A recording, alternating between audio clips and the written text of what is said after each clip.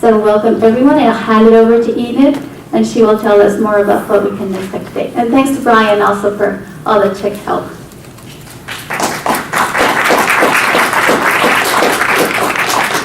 Good afternoon and welcome. My name is Enid, and I'm going to start with a brief Yiddish folktale called Naked Truth and Resplendent Parable. Well, once Naked Truth was going around the world trying to teach people how to behave, what morals they should use, how to bring up their children. And whenever anybody saw Naked Truth coming, they hid behind their doors and they never listened to him. And he was getting very sad and old and ignored. And then he met Resplendent Parable.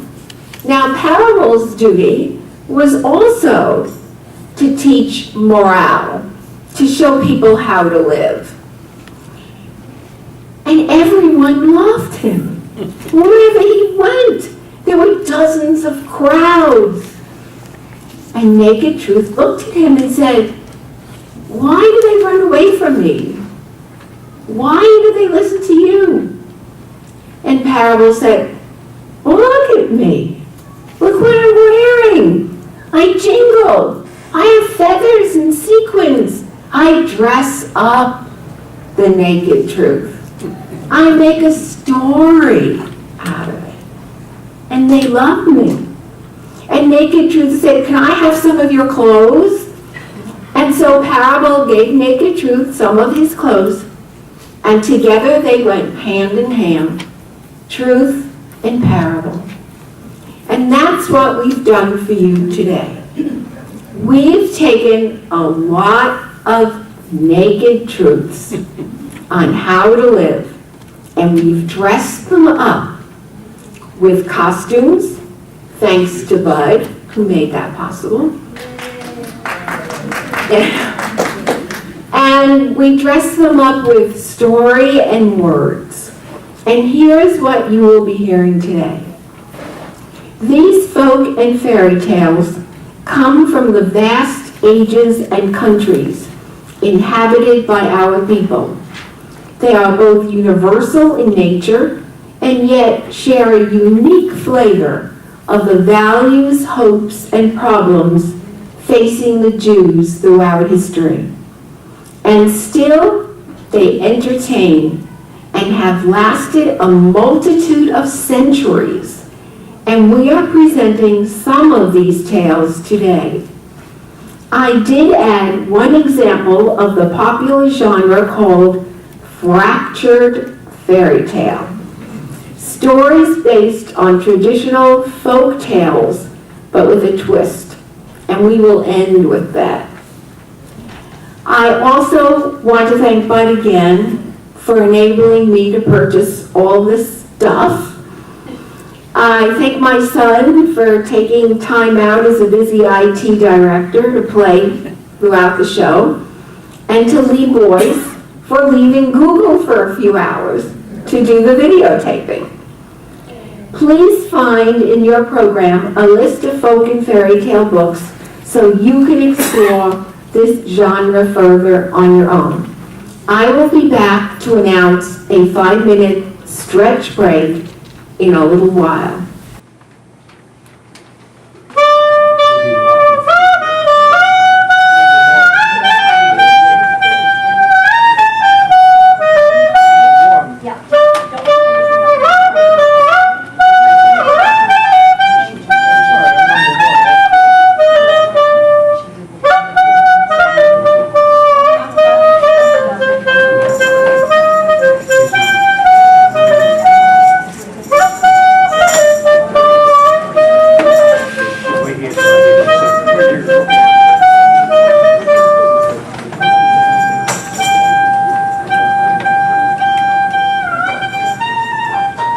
May these Jewish stories be received in the spirit in which they were retold, with much love for the Jewish people and with a great delight in our sense of humor and a deep respect for our fortitude. For our Israeli friends, אנחנו מקווים שתקבלו הסיפורים האלה באותו הכוונה שאנחנו עוד מספרים אותם, עם אהבה נגד היהודים ועם נחת וצחוק, וגם לכבד הכוח שלנו. And now for the grandparents among us, for Bobby and Zadie, I would say, ich hoffe, als ihr werdet einnehmen diese Meises mit derselben Ausguck, in welchem wir wieder einmal erzählen sie, mit tief Liebe für die jüdische Volk und mit der Sach naches zu lachen, mit der größten Kuvert für unser Keuches.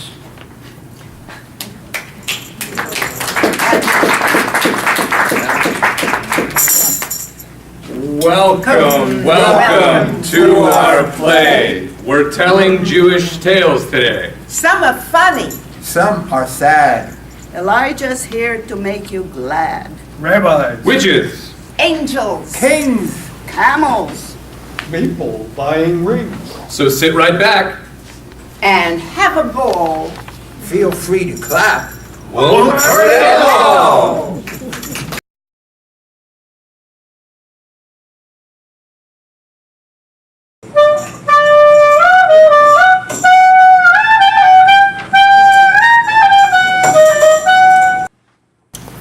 Ladies and gentlemen, welcome to A Slice of Rye, appetizing Jewish folk and fairy tales fit for the stage.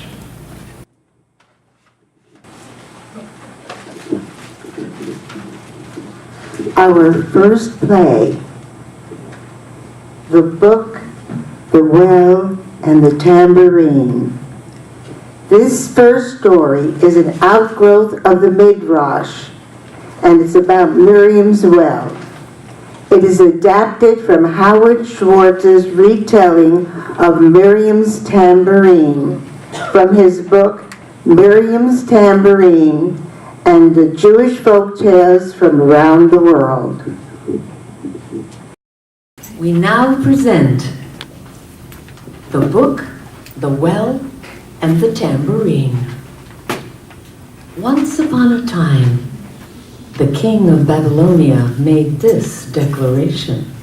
People of Babylonia, let it be known that my chief advisor, the great rabbi, has passed away. It is now imperative for the man with the purest soul of his generation to open the sealed book of Daniel that I keep in a golden chest beside my throne. All learned men are welcome to try to open the book and then become my chief advisor. Outside the palace, another declaration was delivered. As a messenger for the Jewish community, I have gathered you together to remind you how important it is that a Jew be able to open the king's book and become his chief advisor. This is how we've maintained the safety of all Babylonian Jews for many generations. Messengers will be sent throughout the kingdom to urge the Jews in every area to come to the palace and take this test of piety. One day, the Jewish messenger found his way through the deepest part of the forest to the humble cottage of a poor rabbi, his teenage daughter, and his young son. The rabbi and his son studied the Torah all day long. At night, the daughter would join them in studying the stars and telling stories about the Bible.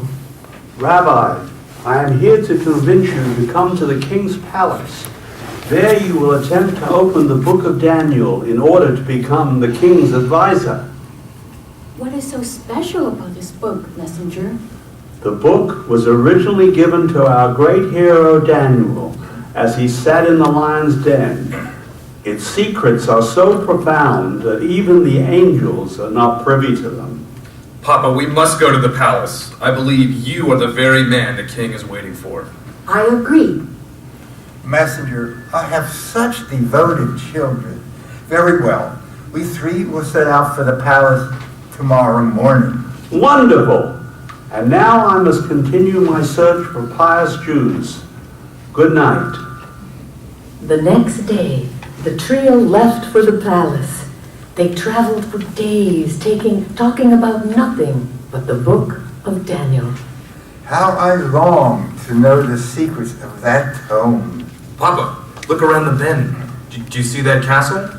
The three headed for the castle and stood before the locked gate. If only we could get inside. I've never seen such beautiful gardens in my life. Papa, the lock opened. I just touched it with my finger. Let us go in. Once on the grounds, the family headed for the castle doors. The doors opened upon their approach. Look at that beautiful odor cabo sitting on the cushions. They shyly approached the pair. Greetings. I'm a rabbi, and these are my children. May I ask respectfully who you might be? My name is Sarah. And I am Abraham, her husband. Are you the Sarah and Abraham who are the parents of every Jew? The very same. Kind Sarah, we are traveling to the palace of the king of Babylonia. Papa wants to see if his soul is pure enough to open the book of Daniel. The Jews of Babylonia will only be safe if the king's chief advisor is a Jew. Rabbi, you and your son's hearts are very pure, but not pure enough to open the sealed book. But do not be dismayed. If you both would immerse yourselves in the waters of Miriam's well, you will be pure enough for the task. Where can we find this well? It is here, in the Garden of Eden. This is the Garden of Eden. Oh, how wonderful. However, there is one problem. The evil one has scattered snakes all around the edge of the well. The only way to get rid of the snakes is to play the music that comes from the tambourine that Miriam played to celebrate the victory of the Red Sea crossing. Papa, all is lost. How will we ever find Miriam? Oh, have faith, my child. Something tells me our beloved parents have good news. Yes, we do. Although you will have to search for a huge hollow tree in the garden. The tree leads to a long cave. And the cave leads to the Red Sea and to Miriam. And to her wonderful tambourine. Hoorah! Then we will be on our way. I don't know how to thank the both of you. With the help of his eagle-eyed son, the rabbi and his daughter soon came to the hollow tree. They carefully walked through the tree and then crawled through the long tunnel on their hands and knees. When the threesome stood up once outside the cave, they rubbed their eyes and then opened their mouths in great surprise. Papa, look at that beautiful woman sitting by the sea. I can hear the music coming from her tambourine. Closer, children. My feet are starting to leap in a joyful dance. Oh, it was a merry group who made their way over to Miriam. Welcome. I see you are enjoying my music. Oh, how lucky were the Israelite women who played their tambourines with you on that exalted day. Thank you, my dear. The rabbi told Miriam about their hopes regarding the book of Daniel and of their conversation with Sarah and Abraham in the castle. Rabbi, I have a wonderful idea. I shall loan my tambourine to your lovely daughter. Let her play it for those horrid snakes that guard my well. The wicked hate my music. They will leave in a moment's time, and then you and your son can take a purifying immersion in my well. And when we are done, dear Miriam, we will return this precious instrument to you. And so the trio made their way back through the cave and out of the hollow tree. Once again, the sharp young eyes of the rabbi's son found the old well in the Garden of Eden. Miriam was right, my children. There must be 100 snakes around this well. Quick, sister, start playing Miriam's tambourine. Hurrah! How quickly the snakes are leaving! Soon the snakes had disappeared from around the well and had slithered out of the gates of the Garden of Eden. The rabbi and his son each had a cleansing douse in the well. Afterwards, they returned through the tree and the cave to give Miriam her magical tambourine. Then, after a restful night in the castle, they set out for the king's palace. Your Majesty, there is a rabbi who has come a long way with his children to try to open the book of Daniel. Please show them in. Greetings, travelers. Here is the book. Let us see what happens. I knew it! The book flew open as soon as Papa touched it. You are now my new chief advisor. Welcome, Rabbi. And looking at your fine young son, I would not be surprised if he takes his father's place after him. And I shall open a music shop. I shall sell all kinds of instruments, and in my spare time, I shall give free tambourine lessons to all the Jewish girls in Babylonia in honor of Miriam and her wonderful tambourine. The end.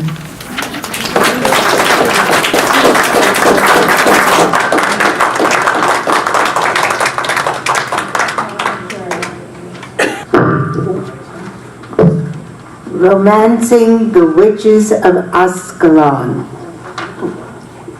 From the Babylonian Talmud, this tale is adapted from Barbara Bernstein's retelling The Witches of Ascalon, from her book, Let's Steal the Moon. It's time to present Romancing the Witches of Ascalon. In a town in Israel named Ascalon, 37 spiteful witches lived in a large cave in the mountains. When the moon was full, the witches would leave their cave and create a lot of mischief for and against the villagers.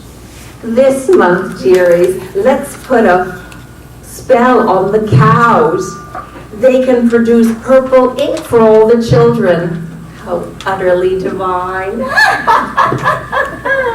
And let us make everybody's cup of tea taste like sour pickles. What fun we shall have scaring all the youngsters as we peep into their bedroom windows during nap time. Let's turn one of the ladies green like they did in Wicked. The villagers begged Rabbi Simon to get rid of the witches. Rabbi, the full moon was once a time our village lit up with moonlight, and we enjoyed evening strolls and visits to our neighbors. Instead, we must now stay indoors while those witches circle the moon on their dumb broomsticks, all the while screaming their full heads off. Please do not worry. I've come up with a plan. However, we must wait for the wet season before I can implement my idea. What is your plan, Rabbi? Well, I will need 36 young men from the village, each carrying a large vessel up the mountain and near the cave. They will each put on a clean, dry, white robe inside their vessel and carry it upside down over their heads. We will do this on a rainy night. I must think of a clever way for the men to lure the witches out of the cave. Once out, they will melt in the downpour. Good luck, Rabbi. Remember, we are counting on you. Finally, the time came to put the plan into action. Rabbi, all the men are gathered in the synagogue, waiting for your instructions. The rabbi told them what to do. They followed him in a long line, each carrying a vessel upside down on his head. Each vessel housed a white robe. They followed the rabbi up the mountain to the witch's cave and stood under some protruding rocks that protected them from the heavy rain. Rabbi Simon put on his robe and shouted into the cave. Greetings, witches. Here's my plan. Once each meet a handsome man. Bring them in, we'll have a feast. Meat from belly of a beast. Why so pure? Your tongue will melt, but tomorrow feel like felt. Wait a minute. I ask why, when it's pouring, you are dry. I'm a wizard. I'm the top. I can walk between each drop. Teach us, wizard. Teach us, please. Raindrops give us shaky knees. Come in, men. First we'll dance. Full moons always mean romance. Call them one and all. Make them handsome, slim and tall. So the rabbi shouted for the young men to come into the cave. The witches screeched with joy as each man took a witch into his arms and whirled her in a merry dance. Every rose so white and dry, handsome wizards made me sigh. Then the rabbi shouted, Now we'll step between the drops, but our happy dance won't stop. The rabbi and the 36 men twirled the witches out of the cave and into the pouring rain. Holding fast onto each witch, the men kept whirling and whirling them around until 37 empty hats and dresses lay on the empty ground. Well, Rabbi, I guess that's the end of that problem. Yes, thank God the witches are gone for good. Now we can look forward to the full moon as a time to go strolling and visiting instead of hiding under our beds in fear of those 37 demonic witches. The end.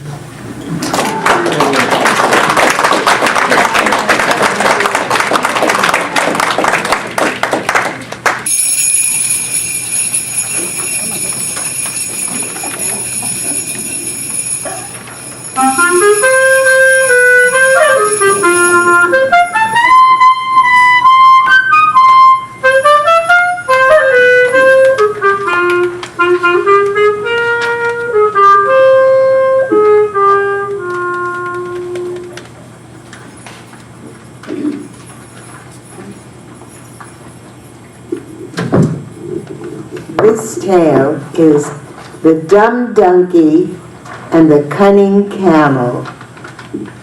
This brief oral story from Afghanistan is adapted from The Singing Donkey and the Dancing Camel from the book Jewish Folk Tales retold by Pinchas Sadeh.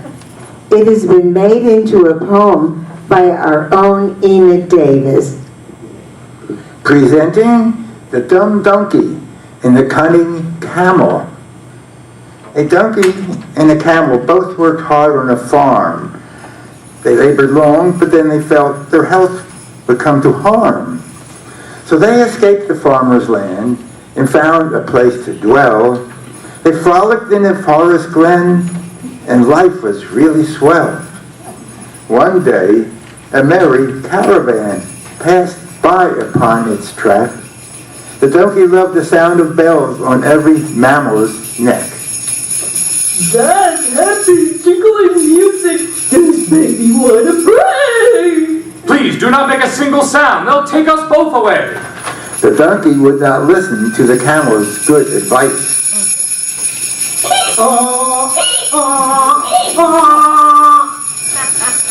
And soon they both were captured, which was not very nice. The donkey would not move an inch, and I must say, alack. They picked him up and placed him on the angry camel's back. Now, not much time later, they crossed a wobbly span. The stream below was turbulent. It scared each beast and man. You know, I feel like dancing now. The camel said aloud. Oh no, not here, you fool! The frightened camel howled. If you can sing whenever you please, then I can dance the cha-cha. And as his friend flew overboard, the camel shouted, Gotcha! The end.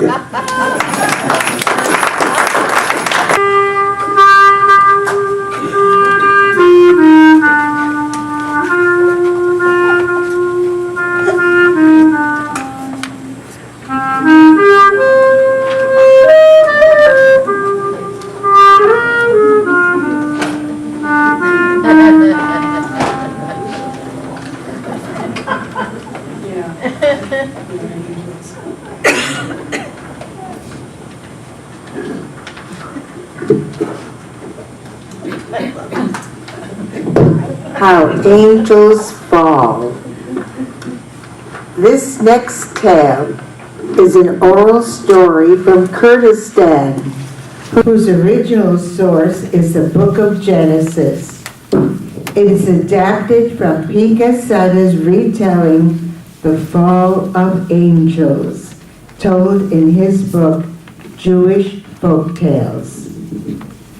Presenting How Angels Fall. Lord, my master, I am unhappy with how you treat me as compared with how mankind fares under your rule. God, my sovereign, I, the angel of fire, agree with my brother, the angel of waters. You are far too forgiving to those wretched creatures below. While we go on working beyond reproach, you continue to expect only the best of us. We think that people behave so abominably that you should destroy them all and start all over again. I agree that many people are sinful, but they are made from a lesser material than both of you. Angels are made of fire, and humankind is composed of earth. My Lord, even were we made of earth, we would remain pure and beyond reproach. We swear to that. Very well, let us test your virtue. I will put you both on earth for 100 years. You shall live among men. If you maintain your goodness, I will get rid of the whole lot of them. If, however, you become just like the evil among them, I will kill you both and hang your bodies on the mountain of darkness between heaven and earth. So the two angels were released from their duties and dropped off near a town in the middle of Israel. Let us spy on them after their stay of 1 month on earth. It is Saturday night. Hey bro, look at that sign. Falafel Bar and Grill. I don't think a beer would hurt. Hey, the big guy won't mind if we hang out with the natives. And I mean the lady natives. After robbing 10 banks, we have a lot of dough to buy a lot of falafel. Not to mention stealing from the tzedakah boxes in the synagogues. Wasn't that fun? Woo. Not as much fun as beheading the guard who tried to stop us from killing that bothersome beggar. Would you get a look at those two guys? Holy gefilte fish. Them two would put Charlton Heston to shame. Hi there, cuties. What are you drinking? Bro, whoever thought being an earthling would be so much fun? Hey boys, your places or ours? Yours. In the end, God saw that the two angels were worse than the most wicked of men. They also sired children who grew up to be cruel and dangerous. The Lord killed the angels, and he hung their bodies on Black Mountain. This is now the place where witches and wizards assemble to learn their dark arts. The offsprings of the angels were destroyed as well in order to prevent chaos and mayhem. This was the reason for the great flood. God now selected the prophets Elijah and Nahum to replace the fallen angels and to do good among mankind. The end.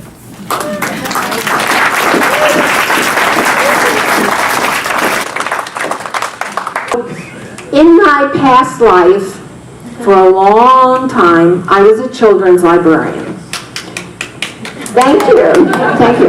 We have some librarians in the audience. And children. And when we had a break in the children's library, we would do things like a stretch. So I'd like you to all stand up if you'd like to and stretch your arms and your legs while our friends are getting ready to tell you a story about my favorite hero, Elijah. So take a stretch. And if you have something to tell your friend that you couldn't tell while the people were performing, do that. Meanwhile, I'm keeping a close look at the back because I have a story to tell you. So take a nice big stretch. Okay.